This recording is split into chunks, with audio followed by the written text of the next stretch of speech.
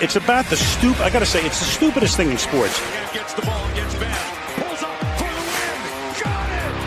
Detroit basketball. Oh, Holliman looks the clock. Half court for the win. Oh! He's back! The Vikings bring it. He's a pass. It's a touchdown to give. Javi Baez, homered earlier. First one, in the air, deep left field. Do you want the next shot? Yes, Tigers win! Javi is unstoppable! This is BS Sports. And away we go. Welcome one, welcome all.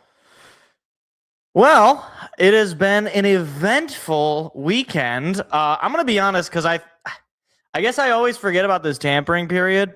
I was under the impression that I really wasn't going to have that much to talk about, but with the tampering period, you get all these reports of teams that are signing players, and obviously none of it is technically official, but it's just a matter of the league year starting tomorrow. So we got a lot to talk about. This has been a pretty interesting NFL offseason so far. Obviously, we're only a couple of days in, so for anybody, and I mean anybody making any long-term, judgment calls on this, I don't think you can. I mean, dude, I really don't think you can. But we're going to talk about all of it. Not literally all of it, but we're going to talk about all the things that I made note of, and obviously we're going to talk Lions moves. So, obviously these are the big moves we'll talk about. So, I'm going to actually just keep this up here because this is very useful to have for reference. But Lions offseason, starting off, Lions have made a few moves. First, I'd say major move was the Cade Mays signing, center out of Carolina. They bring him in on, I believe, a 3-year deal. Then they bring in Larry Borum, who's a former Miami Dolphin and a former Chicago Bear. Another kind of depth offensive line player. As far as Cade Mays goes, if PFF is any indicator, kind of a middle of the road, not, certainly not Tyler Linderbaum, as many people would have wanted, but also probably not, Graham Glasgow, one would hope. The other move they made was they bring in Isaiah Pacheco and Teddy Bridgewater. So Teddy Bridgewater is back in Detroit as your backup quarterback, which I think is probably a decent move. I didn't even see this. Malcolm Rodriguez and Rock Yassin both re-signed. I think those are both pretty solid moves. As far as guys that were productive last year, you bring them back. That makes perfect sense to me. Now, the bigger move, obviously I'm late to the party, but the Taylor Decker release to me, it sent a little bit of a message, I think, which is that they are not going to get sentimental about their own guys. And we saw it also with guys like Amik Robertson and Alex Anzalone, who both walked in free agency, which I think it's a good thing to not get too sentimental with your own guys that you signed at the beginning of your tenure, or guys that you have, kind of remade in a way, like say a David Montgomery. So they let him walk, and they saved themselves a decent amount of money. Now, as far as bad stuff, I will just say this. I am concerned with the fact that there hasn't been any announcements of any restructurings. Not that they can't happen. There's no deadline for when they have to happen. They can happen whenever you need them to happen. You can technically get an official deal done, but then just, you need to sign the paperwork for the restructuring to make it work. But I would like to see if you could restructure an Aleem McNeil deal or a Jared Goff deal or an Amon-Ra St. Brown or Penei Sewell. It's not a matter of saying, hey, we're going to pay you less money. It's just restructuring the money. So I think it's really just a matter of getting it down. And I would be completely shocked and appalled if there's no plan to do that whatsoever, because there's no benefit to not doing it. Like, you need to free up some cap space, unless you don't think that there are any free agents currently out there that are worth your while. Then you don't do it. But even even if you do feel that way, it's probably still better anyway because it makes paying your rookies easier. It makes re-signing your own guys maybe a little bit easier, and it makes a potential trade a little bit easier. So it seems like the old Michael Scott win-win-win. So I don't get it, I guess. Now, the other major concern so far, and obviously, like I said at the opening, if you have any long-term judgment calls as this offseason's a failure, like there's no way to know that. We're 2 days in. We still have this thing called the draft. We still have this thing called, training camp. We still have all of the rest of the offseason. Like, there is still yet to have a bunch of guys that are free agents get signed. But with that said, the concern is we have not signed anybody on the defense. And I've said this season, I need offensive line and I need defensive line. I need these trenches completely rebuilt, retooled, whatever word you want to use.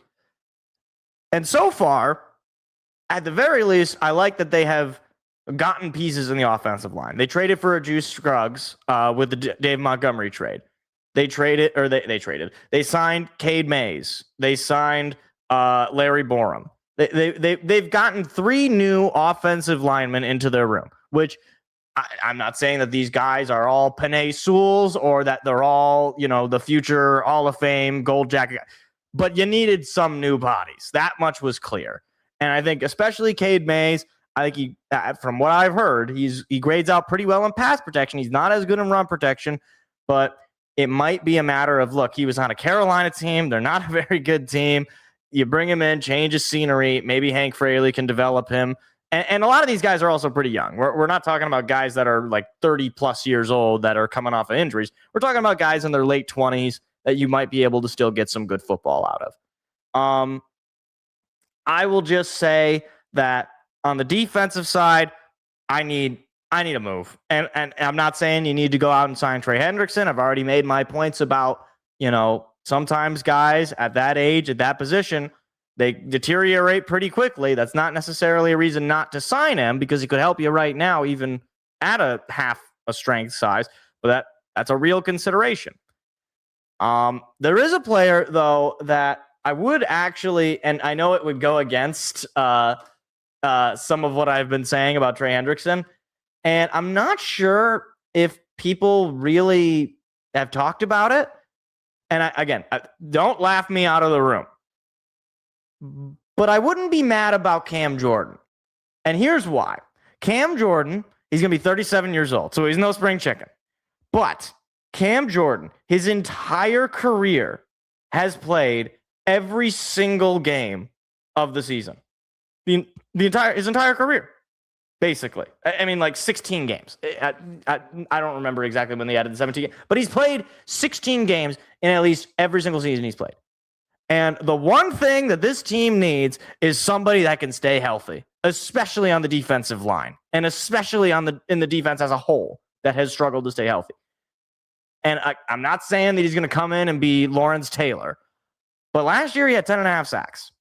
And now, granted, the year before he had 4 sacks. So maybe that was his last hurrah.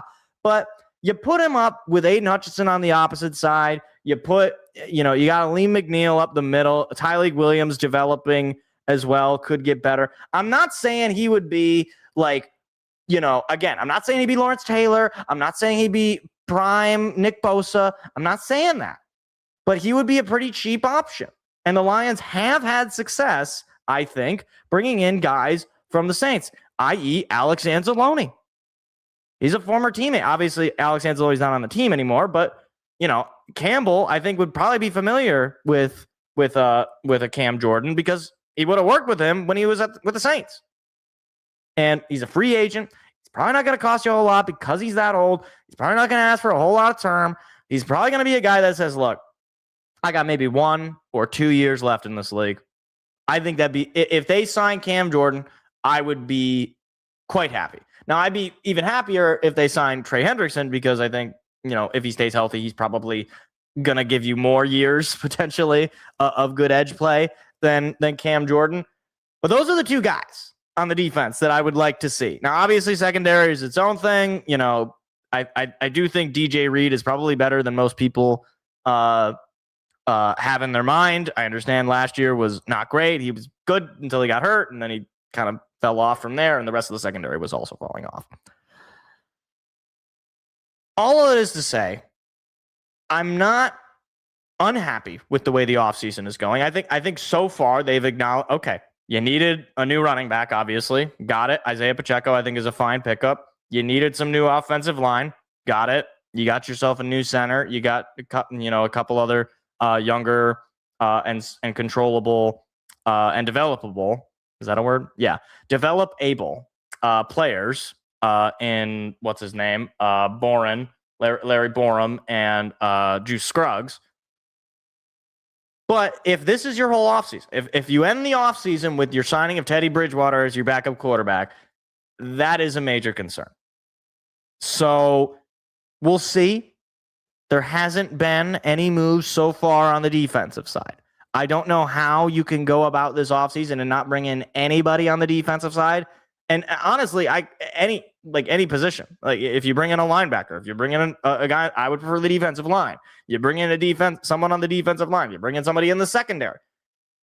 You need a little bit there. I mean, especially when you lose Robertson and Anzalone, you're gonna need some backups there. You're gonna need something to insulate. And obviously, again, the draft exists. You know, trades exist. It's not as though you're limited to going out and signing somebody. So go out and make the moves. Like I said, my general feelings right now, I'm okay. I'm not ecstatic. I'm not, screaming. I'm not throwing my computer out of the room. I'm okay. I think it's fine, but it's not enough. They need to do more, especially on the defense.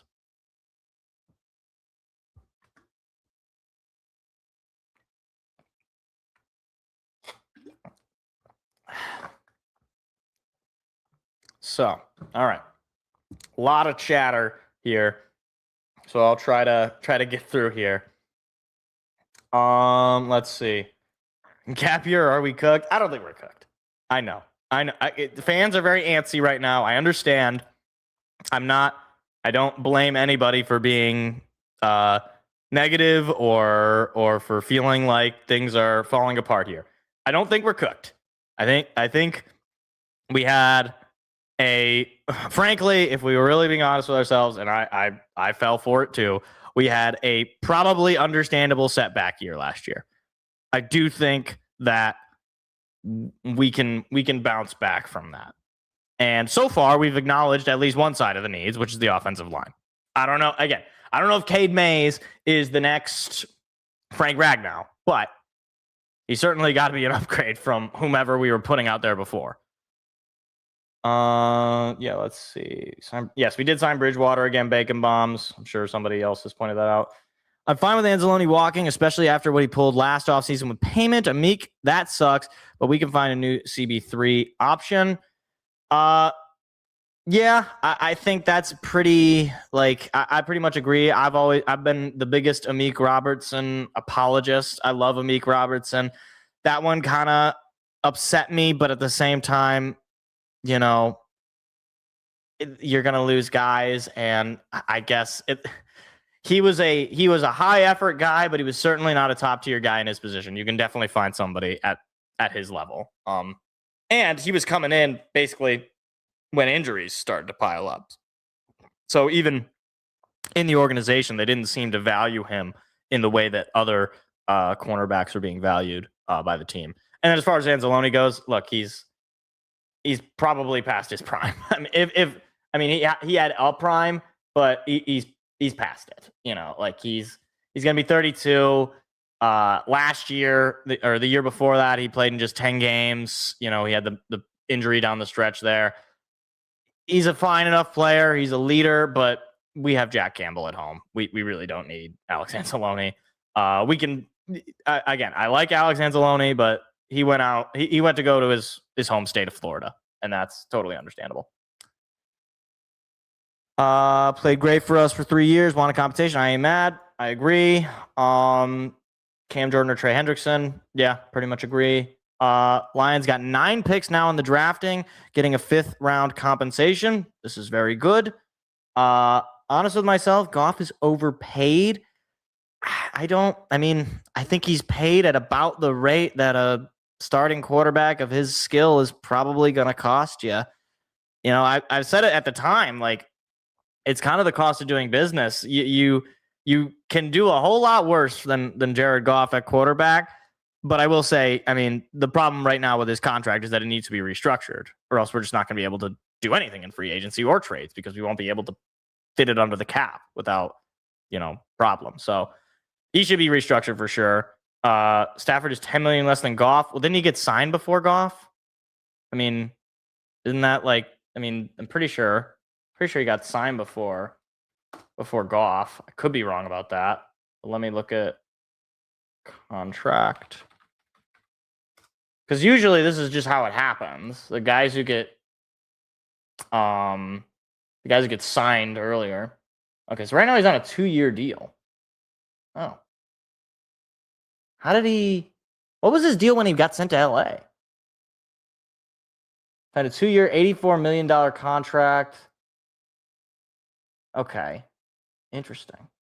I don't even know what his contract situation was then.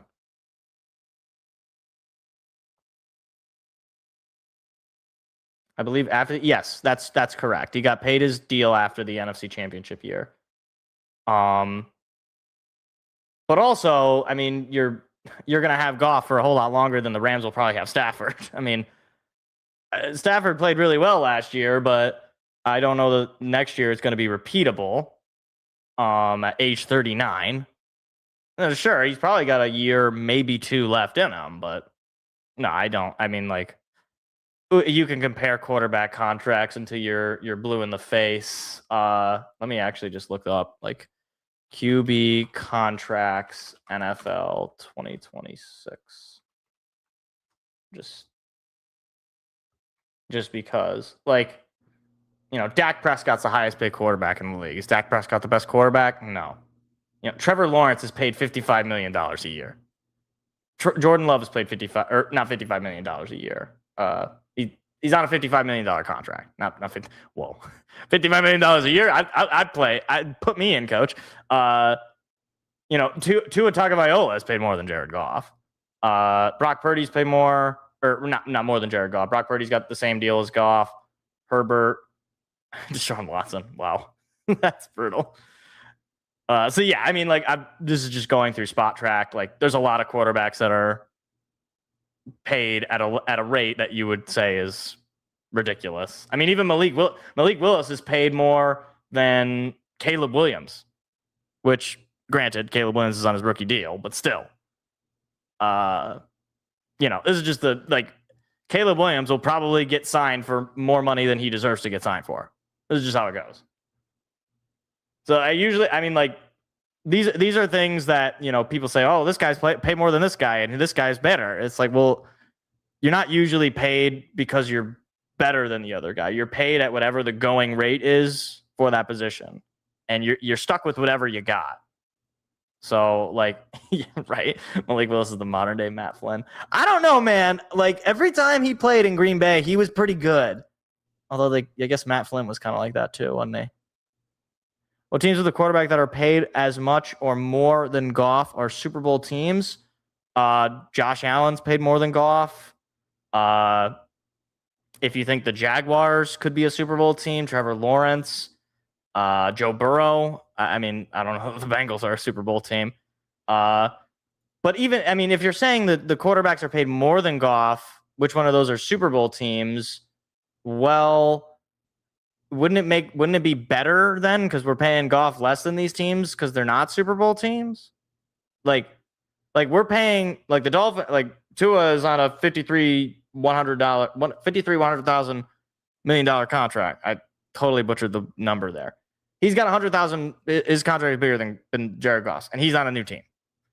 Trevor Lawrence, you don't know what you're getting more with him. Whereas with Jared Goff, he got paid around the same time as Purdy did, and he's paid at that rate. Like, again, I mean, I said Super Bowl caliber teams that are as much or more. Yeah, I mean, like I gave you the Bills. Bills, I think, are a Super Bowl team, and Goff is paid less than Allen. Well, okay, yeah, I just don't really understand the point. Is the point that the Super Bowl there's not that many Super Bowl caliber teams that are paying Goff as much? I mean, like, once again, like, these guys are paid at their going rate at the time. No, I don't see how we have no shot. I don't know.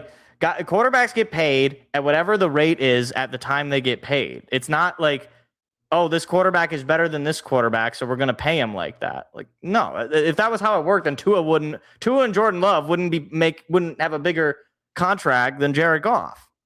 Because I would hope, I don't know if this is true, people would say that Love and Tua are at least at the same level of Goff, if not worse in the case of Tua, but they're paid more. They got paid after. So that's just what happens. I'm not saying that it's the right thing, but like, what were we supposed to just like lowball him? He would have walked, and then you would have had no quarterback, and you'd be worse off than where you were. Why was Darnold not paid $55 million? Because he had a shorter deal and he had just 1 year of success. He was paid $33.5 million, but it was 1 season of success. And a much larger degree of uncertainty. So, I mean, anytime there's these big quarterback contracts, it's always the newest one is always like now the highest paid. Except for, I guess, Dak. I guess he's been consistently the highest paid. But again, you can restructure these things that it doesn't matter how much they get paid at the back end. You can just move the money around. $20 million less than Goff gives 2 great starters more. I mean, again, you can restructure the money. You can move the money further, or whatever magic they do. You know, like I guess it's just like I don't really like you have him now, and he's a very good quarterback, and you could certainly still build around him, and you have built around him. You're just gonna need to do a little bit more. Detroit Mercy in the horizon. Go Titans. Wasn't it like only a few years ago that they like hadn't won a game or something? They were on like an 0-24 start. I think that was Detroit Mercy. I think that was.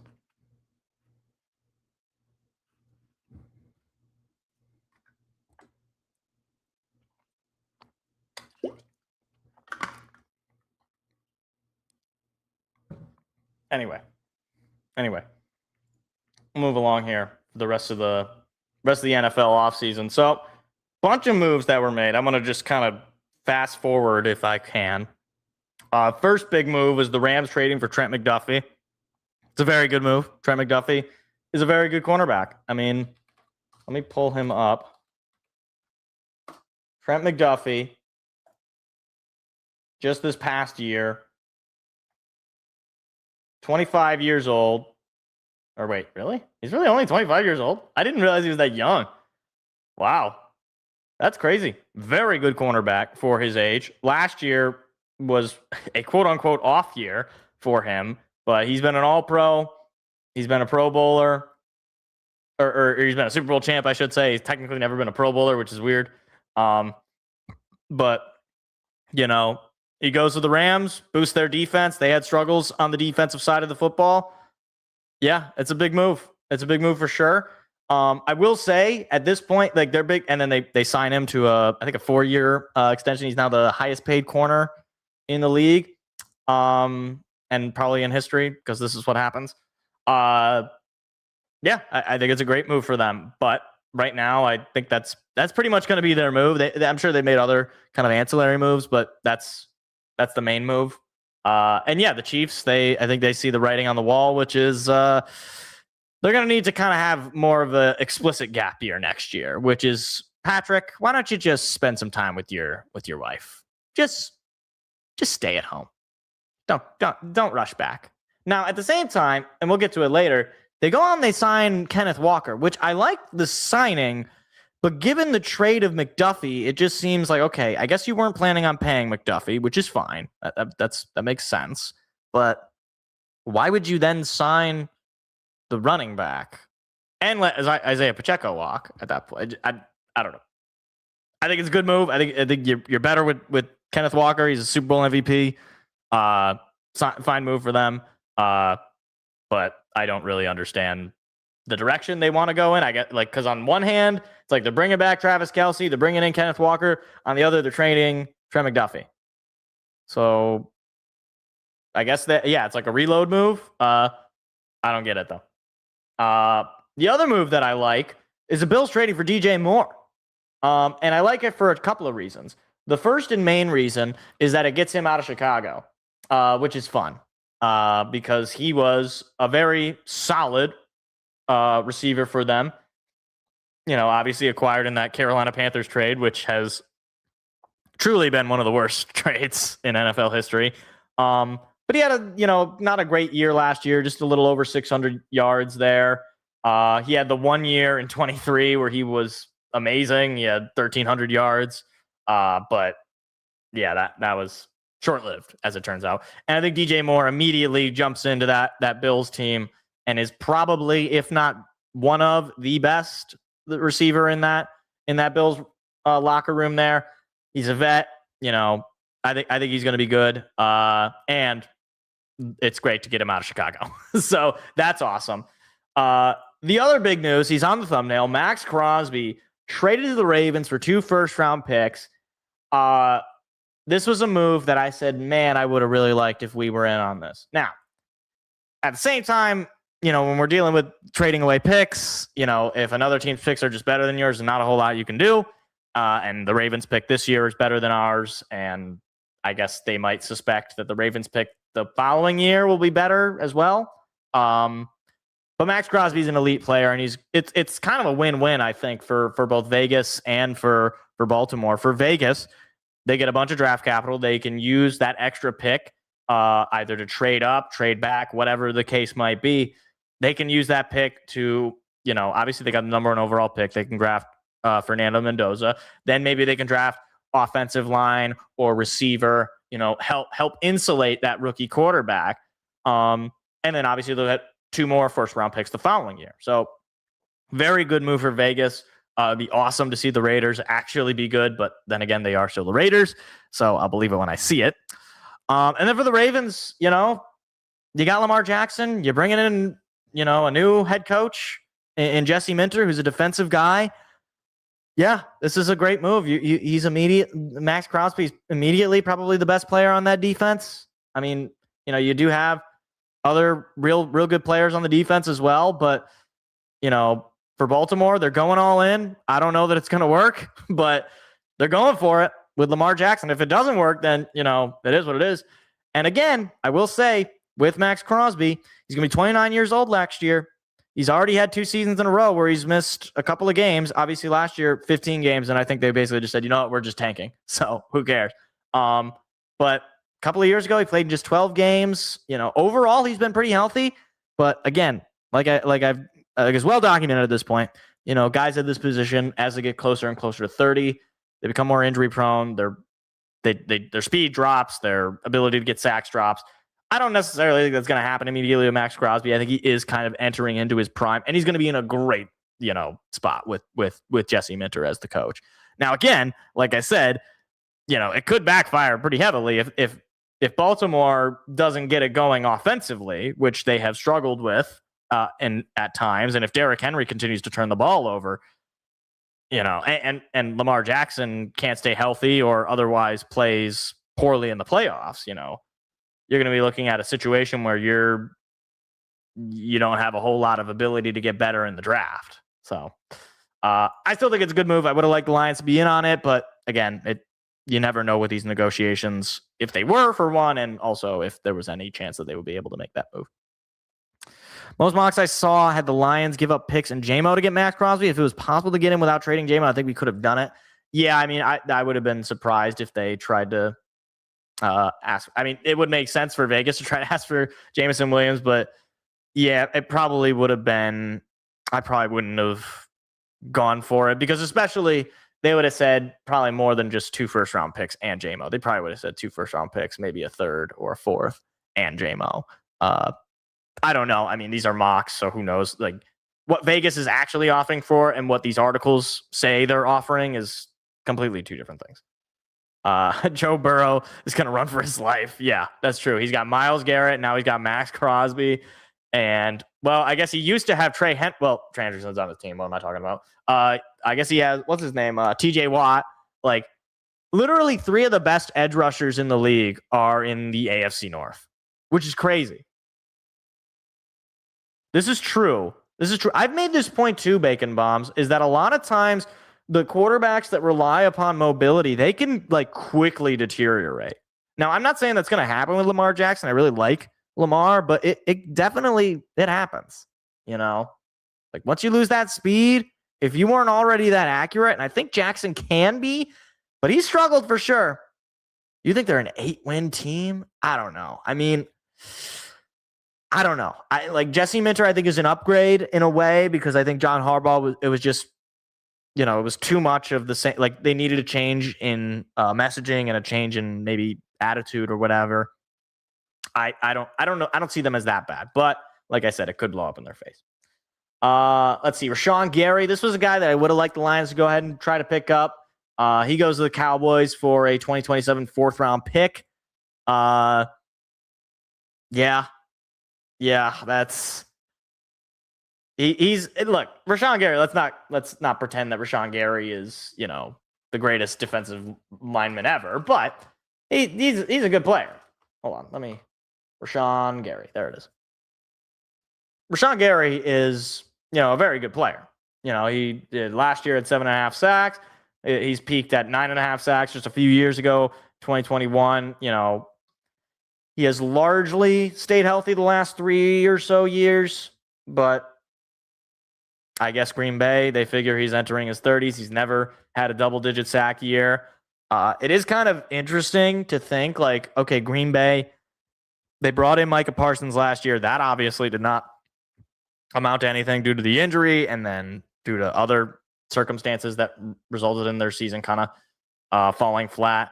And now they have to get rid of Rashawn Gary. That makes their defense worse, I would say, unless they, you know, I'm sure they'll kind of fill that gap. But Rashawn Gary is a good player, and he's been there for a good amount of time. Derrick Henry is 32. Name another great 32-year-old running back. It's a good point. Good point. How old was, like, what about Adrian Peterson in the later years? What was that like? I mean, wasn't great. It wasn't great. I mean, that's fair. Adrian Peterson did have 1 year of 1,000 yards rushing in 2018. So you got that going for him. But you're right. You're right. He's 32. You don't usually get better when you're 32. And the turnovers were massive for him. I mean, we saw it in the Lions game. He turned over the ball, and it probably cost them the game. Al-Quadin Muhammad, still a free agent. Again, he's a guy I wouldn't mind bringing back. He was fairly productive. But, you know, if he's our solution at the edge opposite of Hutch, I'm sorry, we just did this and it wasn't, you know, it wasn't mind melting. Like it didn't work, right? You didn't have an elite pass rush. You just didn't.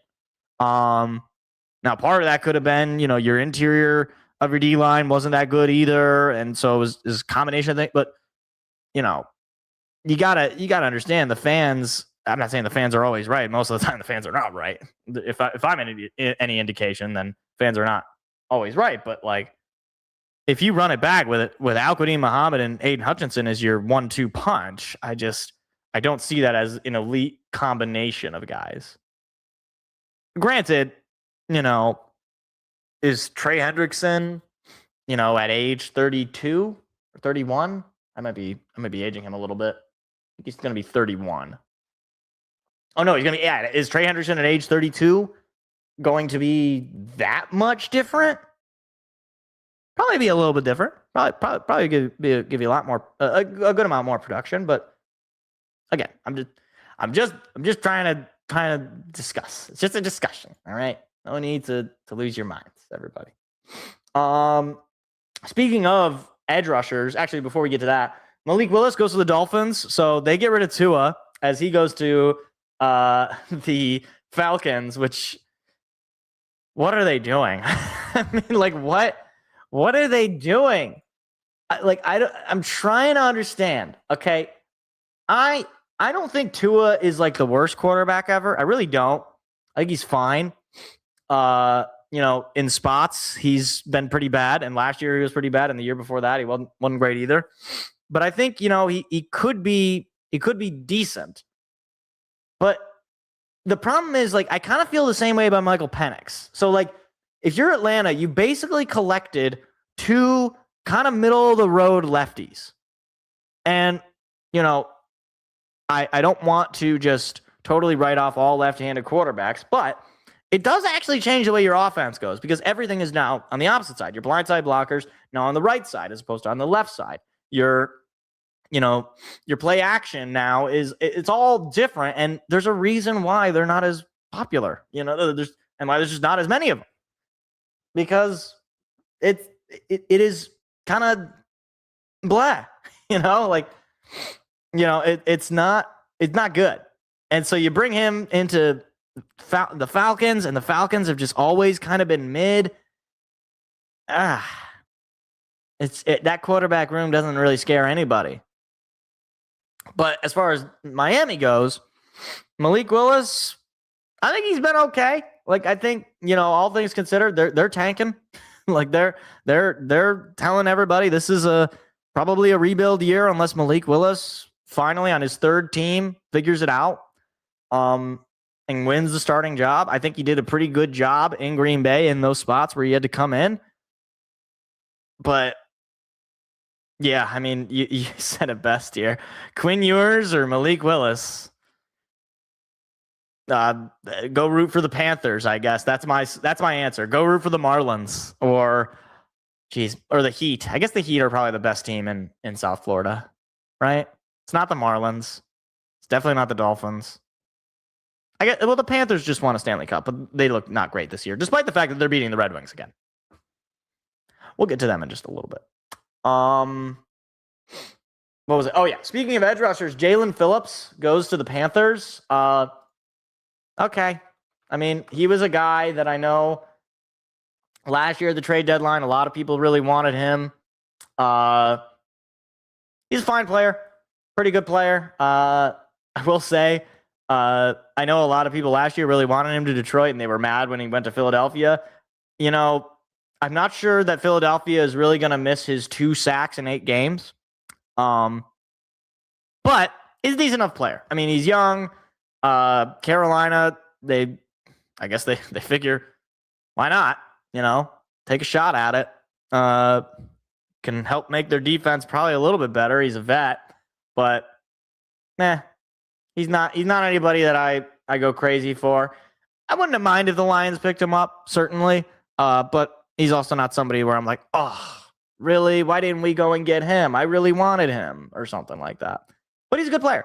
Pretty good player. Not gonna blow you away, but he can come alive in spots. And he had a half a sack in the playoffs in his career. And that was with Miami. That's such a weird stat. Got to root for the Dolphins to tank this year? Wait, why do we got to root for the Dolphins to tank? Is there something that's happening? Or are you just rooting for them? You just don't like Miami? I kind of always like the Dolphins. At least they've always had pretty good uniforms. Grab Manning next year. Maybe Arch Manning this year will figure it out. Tank for Milivojevic. What's an M word for being bad? Mediocre for Milivojevic. Yes. Mediocre for Milivojevic. That's the call. I love the Dolphins. Yeah, the Dolphins always kind of have pretty cool unis. You know what they need to do? They need to go back to those old uniforms. I hate that their new uniform, like the throwbacks ones that they wear now, those are the uniforms they should wear all the time. Anyway, I talked a little bit about Bucs signing Alex Anzalone. He's a solid linebacker for the Lions. Thanks for the memories. Enjoy your money, enjoy the good weather down in Florida. Amik Robertson goes to the Commanders. Again, like I kind of said in the Lions section, pretty good team, pretty good player. He can go off in spots. He's hard nosed. He's tough. I think it's a fine move for the Commanders. Linderbaum going to the Raiders becomes the highest paid interior O lineman ever. Look, I know, again, a lot of people, including myself, wouldn't have minded a Tyler Linderbaum in a Detroit uniform. Highest paid interior offensive lineman ever. Not sure I would have gone there. So, and we certainly wouldn't have been able to match whatever Vegas was offering. So there it is. But look, Vegas, man, if they can nail this draft, if they can, add maybe a little bit more in the offseason, maybe Vegas, maybe they're a sneaky team. Not saying they're going to be like the Super Bowl favorites or anything, but maybe they could be kind of fun. Fernando Mendoza could make them a little fun. Seems a little weird to me that Fernando Mendoza, the known public Catholic, will likely be playing for Sin City. I wonder, he's probably going to want to live, a little outside the city. Carson City. What's like hold on. Map of Nevada. I don't actually know. What are some like small, I'm just going to pull up Google Maps here. What are some small cities kind of near Las Vegas, but like kind of outside of the downtown? Maybe he's out in Crystal, Corn Creek, Indian Springs. He's out by Mountain Springs. He's got a nice house down in hold on. Wait a minute. Good Springs. A little outside of Vegas. A little outside. Anyway. Nevada is in the middle of the desert, so there isn't really much offer outside of Reno, Carson City, and Vegas. Yeah, I mean, I've never been to Las Vegas, or never been to Las Vegas. I've never been to Nevada, let alone Las Vegas. It'd just be funny to me. I don't know. All right. Oh no, I still had a couple more things. Or at least one more thing. Mike Evans to the 49ers. Now, if anybody has ever watched the show at any point, they know that I love Mike Evans. I love Mike Evans. I do. As a fellow Mike, I love Mike Evans. Anytime we had to play the Bucs, he would always make some play or something. Like, it would always be like, oh man, but I love Mike Evans. Like, I couldn't be mad when he made a play. I might be mad that it didn't go our way, but it was more just like, of course, it's Mike Evans. He always does this. I will say, though, given the 49ers hamstring injury and other related injuries, not sure that this will be like the slam dunk signing, but he's probably your best receiver if he stays healthy. He's probably San Francisco's best receiver. So Brock Purdy gets himself a new toy if he stays healthy. So, all right, you mentioned it before, so maybe we'll just jump into the Pistons. I wanted to talk a little bit more about some of the other things. This is going to be a longer-ish show. But okay, yeah, Pistons, they're in a little bit of collapse mode. Now, is it panic time? No. Is it, do you feel bad time? Yes. I don't know what the score is right now with the Pistons-Nets game. I'm really hoping they come away with a win here, because if you lose that game, then it's like, okay, now we really need to panic. Because here's the thing. Unfortunate loss on the road to the Spurs. Okay, that it sucks, but the Spurs are really good. Inexcusable loss to the Nets at home. I mean, they were up double digits, and to see that the Nets came all the way back and won that game, inexcusable. And then the massacre on Sunday on a back-to-back on the road against the Heat.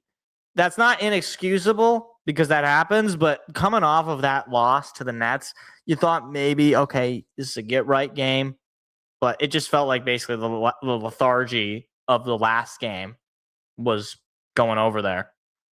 So, yeah, a lot of this, I think, is coming with the loss of an Asar Thompson. Now, granted, he's not much of a shooter, so that is not that's not what's harming them. But Asar Thompson's loss is not harming their shooting. Their shooting was already bad. And I will just say that I'll eat crow on Kevin Huerter. I thought he was going to be a much more impactful player on the team. He has been basically a nothing. And when he has been on the floor, he's been just kind of bleh. So I don't know what's going on with this team. I don't know if it's mental. I don't know if it's just, you're in a slump right now. It happens to teams that, you don't win every single game and you don't avoid losing streaks, even if you are good. But look, here's the thing that I'll say. Langdon mentioned at some point that the desire was to see how this team plays in the postseason and then assess needs from there. And I can understand that. I can. My problem, though, with that is this. The East this year is particularly wide open. Jason Tatum just came back, and the Celtics are not too far behind. Excuse me. If you would have made the move now, if you would have, gone, quote unquote, all in now, it's a very good shot you could have ended up in the finals. And that's not to say they can't end up in the finals now. I mean, look, again, it's not looking great right now. They're not playing well, but again, like we still have a month until the playoffs, so a lot can change pretty quickly. Anyway, you got a lot of the season to go. But look, if you go out in the playoffs and you lose immediately, like you don't even win a series, or you win one series and then you get swept the next round, that's a failure.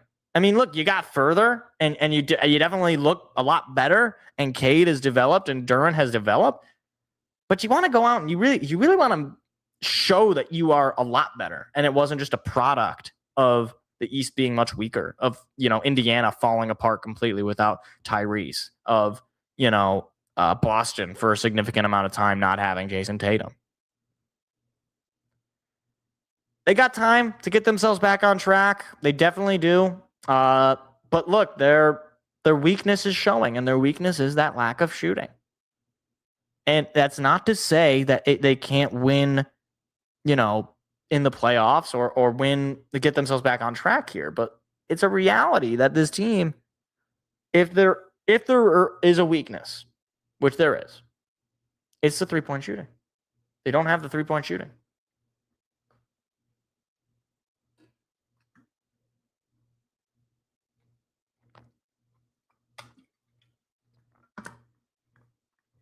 Malik Beasley is not coming back. Malik Beasley is gone. Just let him go. Nearly every top 10 team in the East made some sort of move to get better, while the Pistons basically went stagnant. I mean, okay. I mean, like I hear this, but my thought is like, okay, what move did the other teams make that the Pistons should have made? And you might just say, well, they needed to make a move. Okay, well, I mean, it's not like that's not very constructive to me. It's just like to just say you needed to make a move. I don't know what that means. Like, and honestly, like I said before, at the time, Michael Porter Jr. was not a guy that I was actually all that interested in, because I think he would have been a black hole on your offense. Either way, like, I don't think James Harden is suddenly making the Cavaliers into a finals contender, despite the fact that they got that win against us when he played. But I don't think James Harden is going to do much in the playoffs, because I've seen enough James Harden in the playoffs to know that he's not going to do much in the playoffs. And then I guess for Boston, their biggest acquisition is Jason Tatum. Like, the biggest acquisition was the guy they already had. But I get it. I understand the sentiment. Like, you feel like other teams got better and you got worse. But again, things can change very quickly. The Pistons can go out and win 5 in a row, and then we're right back where we started, and Boston still in the rearview mirror. So, yeah. All right. So a couple more segments here. I want to try to get through these relatively quickly so that it's not too much longer of a show. Okay. So, got to talk about the Red Wings trade deadline. So right now the Red Wings are down 1-0 to the Florida Panthers. And I'm not going to let that affect the commentary that I'm going to make. Although I can't say that I'm going to be perfect. They traded for David Perron. Okay. At first, I was like, don't tell me that's the only move they're going to make. Please don't tell me that bringing back David Perron is their big move. Then they trade away Elmer Soderblom for a 3rd-round pick. And I'm like, oh, no. Is this really what we're doing? But as it turns out, they actually were going to use that pick to trade for Justin Falk. Justin Falk. Falk. I don't know. Whatever the guy's name is. And I was like, okay, good. Yeah, you bring in a defenseman. You needed some help on your demon core. Okay, solid enough move. I can live with that. But here's the thing. Right now, the Red Wings have probably, in my opinion, the biggest stretch of season right now, for their schedule. This week, I think will determine whether they collapse or whether they don't. Because here's the thing. They got off to a good start. 3-0 win against the Devils on the road. That's good. No Dylan Larkin. They go out and they win. And John Gibson goes down in that Jersey game. They still go out and they win. Okay. Now, you got Florida, who's up 1-0 on you. Now, this game's not over. It's the first intermission. It's fine. You got Tampa Bay on Thursday. And you got Dallas on Saturday. If you lose this Florida game, it's a good shot that you lose that Tampa game. You lose that Tampa game, it's a good shot. You probably lose that Dallas game. If they go out and they lose 3 in a row, the collapse could be on. Because at that point, the Red Wings would have just 2 wins in the month of March. And they would be 7 games in. They would be 2-5 in the month of March. And the only other game that you could say, the only other couple of games that you could say definitively that absolutely they are almost certainly going to win these games, Calgary at home, Philadelphia at home. The rest of the games, you got Montreal at home. You got Boston at home. Ottawa, who always plays you tough at home. Buffalo on the road, who's a complete wagon. Pittsburgh on the road, and also a complete wagon. I'm not telling you that this is and on top of this, the other point I wanted to make here was that I don't know if I already mentioned Dylan Larkin. He goes down again. And this is I think the second time in the month of March that this has happened where Dylan Larkin, despite having a great year, despite, going off in the Olympics or in the All-Star tournament, whatever it was, to get hurt again. It's like, okay, I'm not saying that he's a bad player, but if this is what happens every year, then what's the point? What's the point of him playing really well until when we need him most, when he goes down with injury or when he collapses or his play falls down? We are at a point right now, standings wise. Let me pull that up for you. If they go out and they lose 3 in a row, okay, Montreal is 1 point behind them with 2 less games played. And need I remind you, you play Montreal this year or this month. Boston is 3 points behind you with 1 less game. And once again, you play Boston this month. And lest I bring up this point as well, you are the only team in the Eastern Conference with a negative goal differential that is in a playoff spot. Every team that's below you, many teams that are out of the playoffs that are below you have a positive goal differential. And I'm not saying goal differential is the end-all, be-all stat. It's not. But if you got a negative goal differential, it's got to be a hard time for me to really think that this is going to be a team that's going to go into the playoffs and make some noise. And here's the other thing. As much as just making the playoffs would be a massive success, would bring a little bit of hope for me in Steve Yzerman's tenure. If you make the playoffs and you go out there and get body bagged, you might as well have not made the playoffs. If you make the playoffs and you just get massacred, like you don't win a single game or you win just one game, then don't even show up.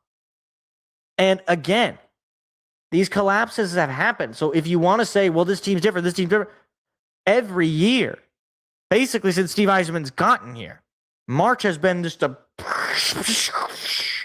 complete collapse. And now you're not sure about whether your goalie is going to stay healthy. Is he playing right now? I don't know. He might not be playing, but this is multiple times now where he's left a game or where he's gotten hurt, and Larkin's hurt. Who knows how long he's going to be hurt? You know, like, we already know this team is not great on 5-on-5. You don't have to be, I'm not being a hater for pointing that out. That's just a fact. They're not a great 5-on-5 team. The numbers bear that out. But again, there's still a good amount of season left. Okay? And you haven't collapsed it yet. You're still the 3 seed. Okay? But this week, this is a make or break week. If they go out here the rest of this week and they just look terrible and they're getting beat and they're not scoring and they're playing bad defense and goaltending's not all there, like guys, it will happen. Believe me, I've seen it. I've seen it now 2 years in a row where it's happened. And I'm not going to fall for it again. That's why I said all year long, wait until March. Win in March, and then I'll care. Because I'm not going to invest in this team just because, all the people who have been believing in Steve Yzerman, despite all evidence to the contrary, tell me to believe in him. Just not going to do it. So, yeah. Red Wings, I feel like are going to quit on Dylan Larkin injury. Just tell me. I'm assuming that's what you meant. Just tell me, Steve and Todd, that he's toasted. You can tell me he didn't tear his ACL, but the rest of his leg is at risk. Tell me now to expect him as the playoffs before suffering another March collapse. Right. And if he's injured, you're cooked. I'm telling you, you're cooked. That is he's not their best player as far as points, but he is their leader. He's the anchor. And when he's not there, look at this right now. I mean, again, the game is not over. It's 1-0. You can very easily come back from this. But still, 22-23 wasn't that noticeable, but they could have made the playoffs that year. 23-24, cursed 1 point. 24-25, new coach momentum died. 25-26, Larkin and Gibson hurt. At first, I thought it was just Todd McClellan being harsh when he said guys in jerseys. Now I'm starting to see it even more, especially for the bottom 6, even top 6 time. Looking at you, Kane. Yeah. Look, I mean, I've made this point about this roster. Okay. Let me pull it up really quick. Let me just pull it up real fast. Yes, I got it a couple of days ago, though, Eric. So, unless is there breaking news about Max Crosby? No. Okay. I'm looking at their roster right now. Can I actually get stats, please? That would be much more helpful. Okay. Your top points getters this year, top 4. Wait, what? Ravens back down? What are you talking about? What are you talking about, Eric?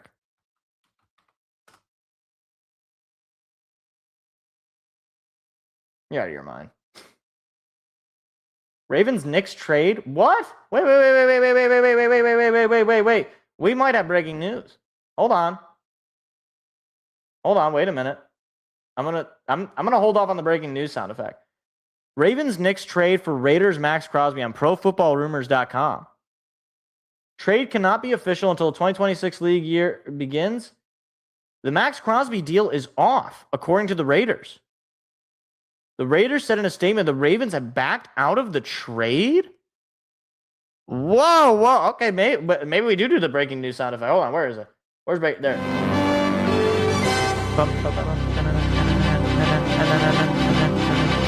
Let me share my screen here.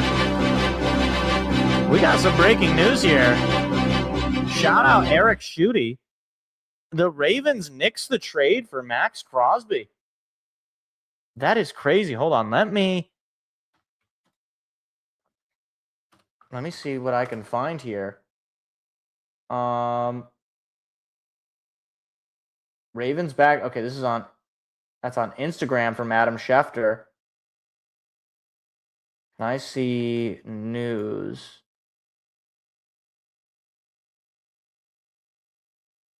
Just in. Yeah, here we go. Now it's on ESPN. Let's share this tab. Just in from Adam Schefter. Ravens backed out of Max Crosby trade. What? What? Just in case. Hold on. Let me switch over to this tab. This is from Adam Schefter. Wow. Massive news. Why? I haven't gotten any notification about that. Shout out Eric Schutte. That is crazy. Wow. Okay. Well, I guess I'll talk about this for somewhat briefly, but for Baltimore now is like, what is the reason? Why did they back out of the trade? Did they really not want to give up their 2 first-round picks? Maybe they figured it's not worth it. They don't think they're that good. Okay. This is shocking. Well, I don't want to hold the show hostage, so I'm going to switch back to normal, regularly scheduled programming, but I'm sure we'll hear more about this as the evening goes on and as, the offseason continues to play out. That's crazy. Wow. Let me know what you guys think. I'm shocked. I guess that means that Max Crosby is back on the menu for the Lions. Hey, what about our 2 first-round picks? Will that work? Hello? Anyway. All right. Well, that's interesting. Meanwhile, the Red Wings did just tie it up. It's 1-1. So that's massive. All right. And then finally, wanted to just kind of briefly talk about Michigan State basketball. They get handed the season sweep to Michigan over the weekend. It's a bitter way to finish the season. Really didn't like that. Obviously, by most indicators, Michigan State had a pretty successful season. By most markers, you would call that a successful season.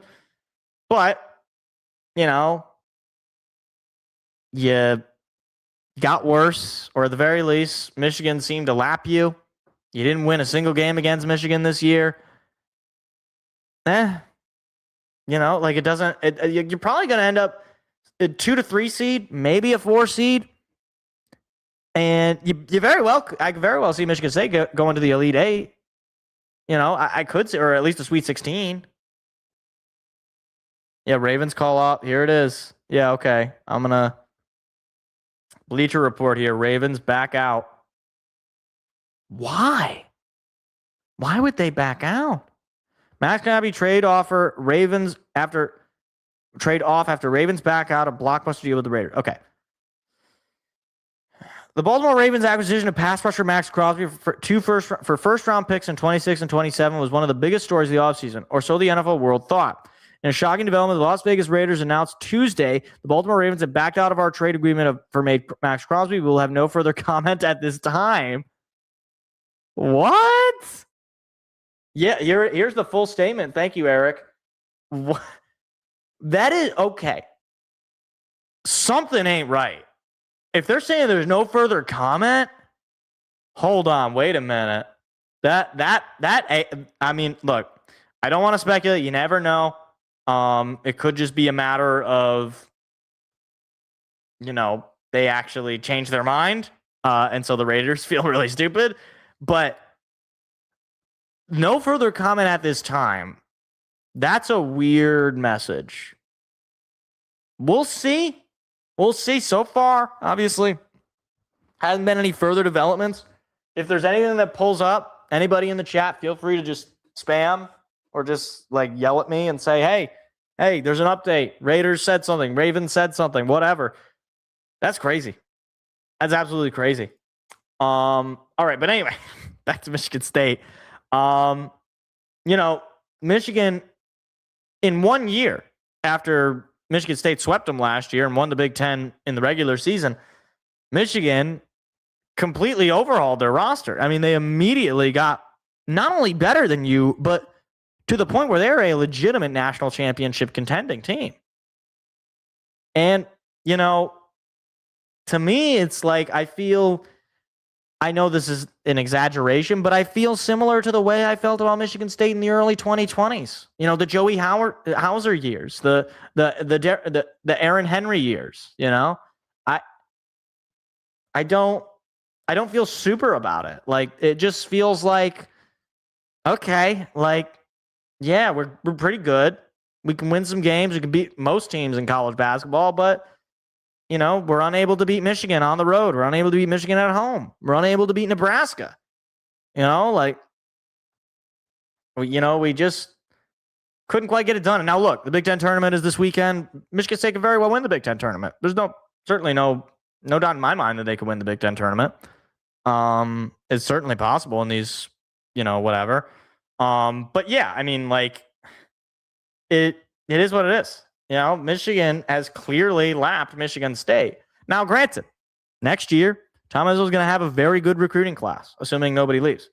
But here we are, at the end of another year, and Michigan State and Tom Izzo, it just feels like we're not doing the transfer portal stuff. We're not doing the crazy, bringing in the 58th year senior, as you pointed out here. Yaxel Lindenberg is in the same high school class as Kay Cunningham, which is absurd. I understand that, not everybody can go pro. Yaxel, I think he probably could go pro, but that's crazy. That's crazy. Also, by the way, Mac, yes, I'm aware the Max Crosby trade got nixed. We talked about it briefly here. It's crazy. It's crazy. If there's any update onto why it got nixed, if there's any Schefter tweets or Pelissero or whomever, keep us posted here if you guys are looking at it. So, yeah. Tomorrow, watch Minnesota Rutgers. Winner of the game plays UCLA on Thursday, and winner of that game plays Michigan State on Friday. Yeah, I know Michigan State plays on Friday. That's pretty much all I'll be watching. They play some team called TBD. I don't know if they're good this year. Do you know? Is TBD good this year? Are they good? Do they have a good season? I don't know. But they play them on Friday. So hopefully they do well. But, all right, that's pretty much all I got.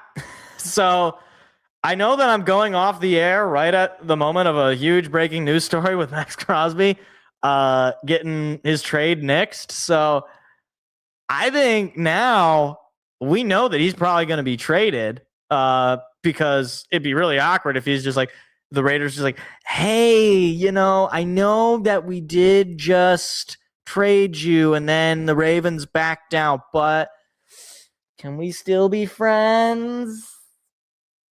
No, probably not. But I guess that does mean that he's open for the Lions, potentially. Now, I don't know that we'll make the move. I don't know that we'll be able to make the move, but at the very least, it does make the offseason all the more interesting. So, all right. Anyway, that's where we'll wrap the show. Thank you all for coming in, listening in, hanging out. Hit the like, hit the subscribe button if you haven't already. We'll be back next Tuesday to discuss all the crazy NFL news that I'm sure will go on all throughout this upcoming week and all the sporting news of the week as well. So have a good rest of your night, everybody, and I'll see you all next Tuesday. See ya. Goodbye. See you later.